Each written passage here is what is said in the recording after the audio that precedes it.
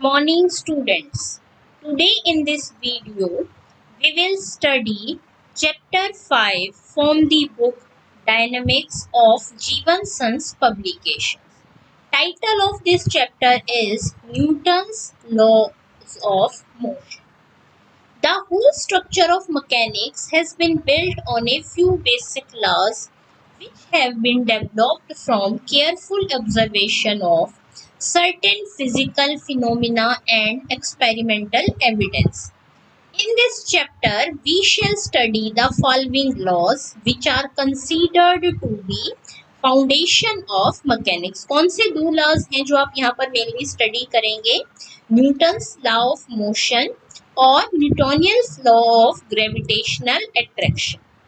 Before beginning the discussion हम कुछ basic concepts पढ़ते हैं जो कि है mass, momentum and force which form the basis of three laws. सबसे पहली जो डेफिनेशन है वो है मास की. ये सब बेसिक टर्म्स आप स्कूल टाइम से ही यूज करते आ रहे हैं, तो जस्ट हम यहाँ पर एक रिवीजन कर लेते हैं ताकि जब ये टर्म्स आपकी क्वेश्चंस में यूज हो तो आपको कोई भी कंफ्यूजन ना हो. तो मास ऑफ ए बॉडी क्या होता है? Is the quantity of matter it contains. तो मेनली आप अपनी बुक में तीन सिस्टम पढ़ेंगे, एफपीएस, सीजीएस और एमकेएस. एफपीएस का मतलब क्या होता है? फुट, पाउंड और सेकंड. सीजीएस में होता है आपका सेंटीमीटर, ग्राम और सेकंड. एमकेएस में होता है मीटर, किलोग्राम और सेकंड. तो आपने इस चैप्टर में सबसे मेन पॉइंट जो ध्यान में रखना है कि आप जब अपना क्वेश्चन सॉल्व करें या किसी भी इक्वेशन में कोई वैल्यू पुट करें तो सारी वैल्यू किसी एक ही पर्टिकुलर सिस्टम के कॉरस्पॉन्डिंग होनी चाहिए. कि अब आपकी कोई वैल्यू तो हो फुट में, कोई वैल्यू ग्राम में, तो आप उनको अगर इक्वल पुट करेंगे तो आपका आंसर रॉन्ग ही होगा. तो अब हम क्या पढ़ेंगे? हर सिस्टम के अकॉर्डिंग कॉरस्पॉन्डिंग यूनिट्स क्या क्या यूज होती हैं और ये आपको अच्छे से लर्न करनी है ताकि जब आप इन्हें क्वेश्चंस में यूज करें तो आपको कोई कंफ्यूजन ना हो. तो एफपीएस सिस्टम में मास के लिए यूनिट यूज होती है पाउंड, सीजीएस में ग्राम और एमकेएस में किलोग्राम. नेक्स्ट डेफिनेशन है momentum. Momentum of a body is the quantity of motion possessed by the body. कि आपने कोई बॉडी है वो कितना मोशन पोजेस करेगी उसे आप क्या कहेंगे? मोमेंटम. तो मोमेंटम जो है वो डिपेंड करेगा मास पे भी और वेलोसिटी पे. तो मोमेंटम कैलकुलेट करने का फॉर्मूला है mass into velocity.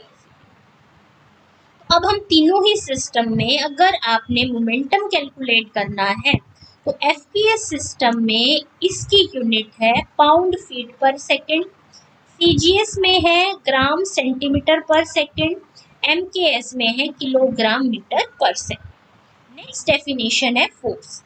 A force is an action agent, a pull और push which acting on a body changes or trends to change the state of rest or of uniform motion of the body in a straight line.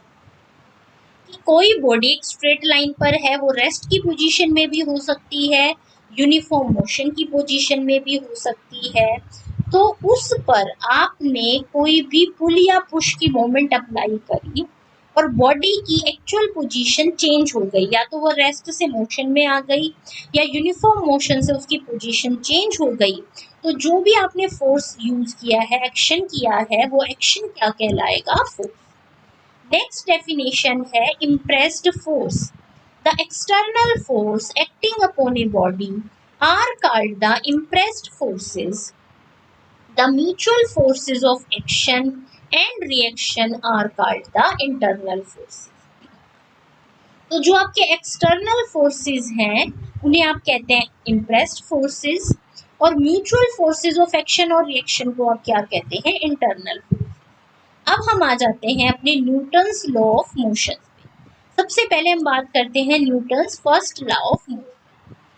क्या statement है इसकी? Every body continuous in its state of rest or of uniform motion in a straight line unless it is compelled by impressed force to change that state। क्या है कि कोई body एक straight line पर है और वो रेस्ट की पोजीशन में है या यूनिफॉर्म मोशन की पोजीशन में है, उसकी पोजीशन तब तक चेंज नहीं होगी जब तक आप उस पर कोई इम्प्रेस्ड फोर्स यानी कि एक्सटर्नल फोर्स अप्लाई नहीं करते हैं। तो according to this law, a force is necessary to change the state of rest, the speed of a body moving in a straight line, the direction of motion of a body without even changing its speed। कि आपकी कोई body rest की position में है, आप उसे move करना चाहते हैं तो उसके लिए भी फोर्स लगाना पड़ेगा। आपको बॉडी की जो स्पीड है वो चेंज करनी है या बॉडी की डायरेक्शन ऑफ मोशन चेंज करनी है, हर काम के लिए बॉडी पर फोर्स अप्लाई करना पड़ेगा। The statement of first law of motion में दो पार्ट्स हैं कि जब तक as long as no external force act, अगर कोई एक्सटर्नल फोर्स एक्ट नहीं करता तो आपकी बॉडी अगर रेस्ट की पोजीशन में तो हमेशा रेस्ट की पोजीशन में ही रहेगी, और अगर वो यूनिफॉर्मली किसी स्ट्रेट लाइन के अलोंग मूव कर रही है तो वो मूव ही करती रहेगी सेम डायरेक्शन में अगर हम उस पर कोई फोर्स अप्लाई नहीं करेंगे।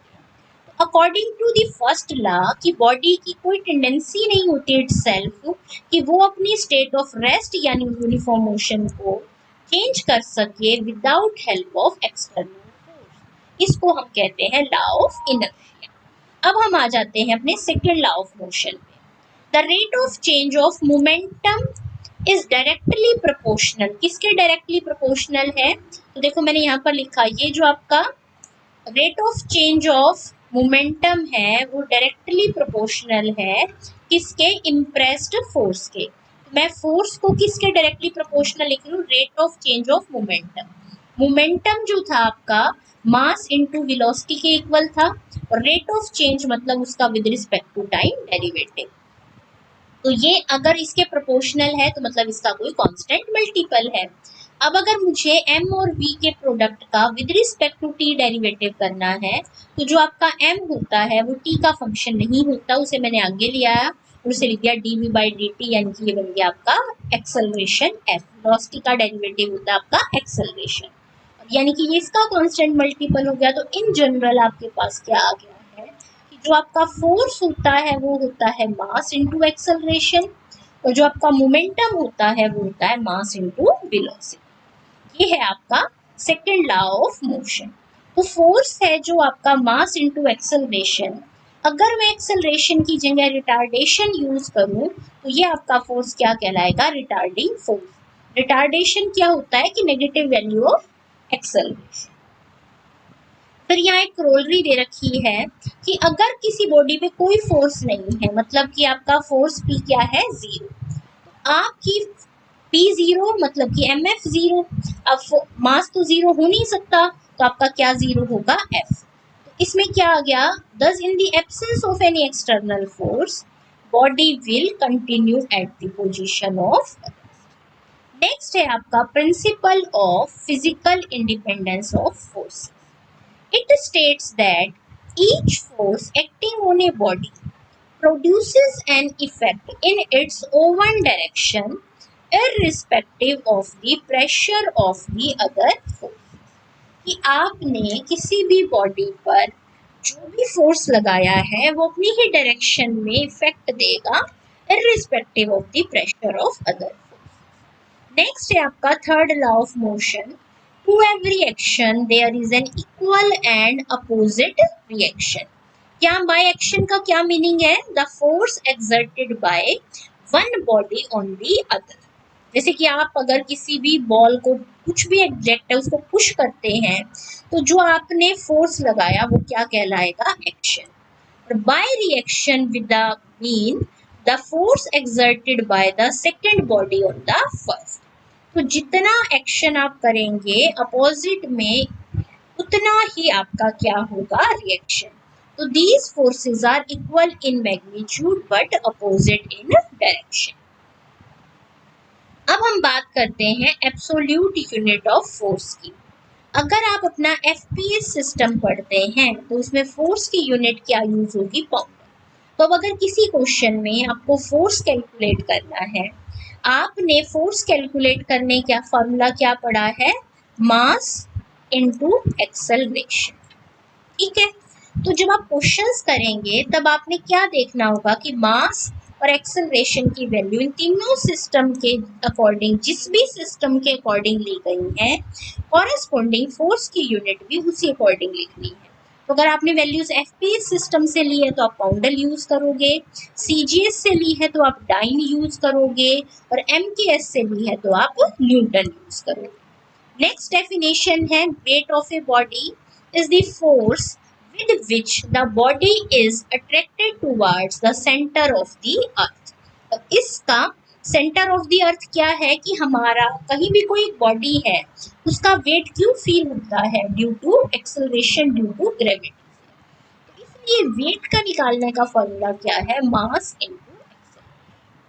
अब हम पढ़ते हैं ग्रेविटेशनल यूनिट ऑफ फोर्स कि अगर आप एफपीएस सिस्टम पढ़ रहे हैं तो आपकी ग्रेविटेशनल यूनिट ऑफ फोर्स क्या है? Pound weight. इसको आप एलबी वेट करके भी लिखते हैं।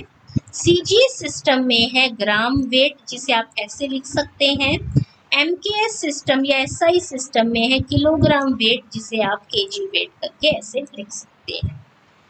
तो इसका मीनिंग क्या है? It is the amount of force with which the earth attracts A mass of 1 pound. If और जो सीजीएस सिस्टम में है तो with which the earth attracts A mass of 1 ग्राम और अर्थ attracts A mass of 1 kilo. अब यहाँ पर ये तीन कन्वर्जन यूनिट्स हैं कि अगर आपका 1 एलबी वेट है तो आप उसे जी पाउंडल्स लिख सकते हैं और या उसे 32 पाउंडल्स। ये हमें यूनिट्स कन्वर्ट करने के लिए क्वेश्चंस में रिक्वायरमेंट है, तो ये तीनों फॉर्मूले भी आपको अच्छे से लर्न होने चाहिए। 1 ग्राम वेट आपका किसके इक्वल हो जाएगा? जी डाइन्स के इक्वल हो जाएगा।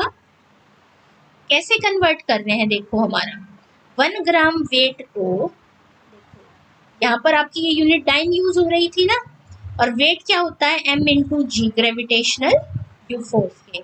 तो ये जो जी है आपका, इसको हमने 1 की जगह था ना 1 ग्राम वेट, तो आपने इसको कन्वर्ट करके क्या यूज कर लिया?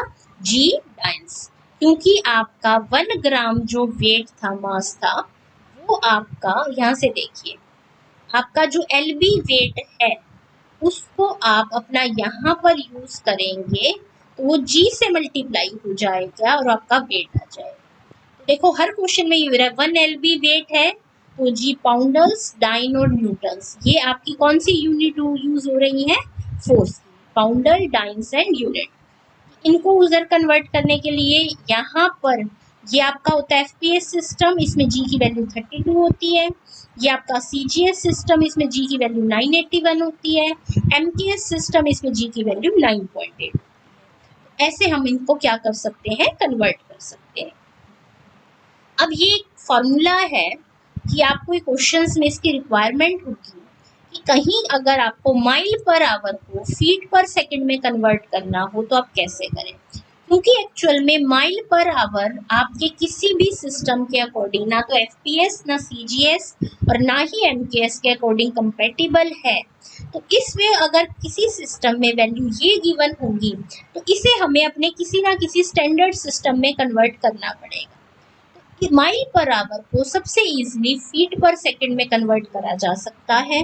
तो अगर किसी भी क्वेश्चन में आपको वैल्यूज माइल्स में दिखें तो आप उसे इस फॉर्मूले के अकॉर्डिंग इजीली फीट पर सेकंड में कन्वर्ट कर सकते हैं। अब देखो द वेलोसिटी इन माइल पर hours can be converted into feet पर सेकंड, किससे मल्टीप्लाई करके? 22/15। कैसे करा है वो देख लीजिए। 1 माइल में आपके 1760 इंटू 3 फीट होते हैं और 1 आवर में आपकी 60 इंटू 60 सेकेंड्स होती है। डिस्टेंस ट्रेवल्ड इन 1 सेकेंड क्या हो जाएगा? डिस्टेंस क्या होता है? टाइम एंड दिस, इससे आपने क्या कर दिया? डिवाइड कर दिया। ये आपका टोटल डिस्टेंस था, इसे आपने 1 आवर से डिवाइड करके अपना सेकंड में कन्वर्ट करा। ये आपका टोटल डिस्टेंस जो अब नई यूनिट है, क्योंकि इसमें फीट यूज कर रहे हैं तो कैंसिल करके ये 22/15 आ गया। तो माइल्स पर आवर से फीट पर सेकंड में कन्वर्ट करने के लिए आपने सिंपल सी बात याद रखनी है कि इसे 22/15 से मल्टीप्लाई कर दो, और कहीं रिवर्स मल्टीप्लाई करना है तो आपने 15/20। ऐसे ही आप किलोमीटर पर आवर को मीटर पर सेकंड में जैसे कन्वर्ट करते थे ना, बिल्कुल वही टेक्निक हम यूज कर रहे हैं। फिर आपकी ये डेफिनेशंस, कुछ इक्वेशंस होती है मोशन विद कांस्टेंट एक्सेलरेशन।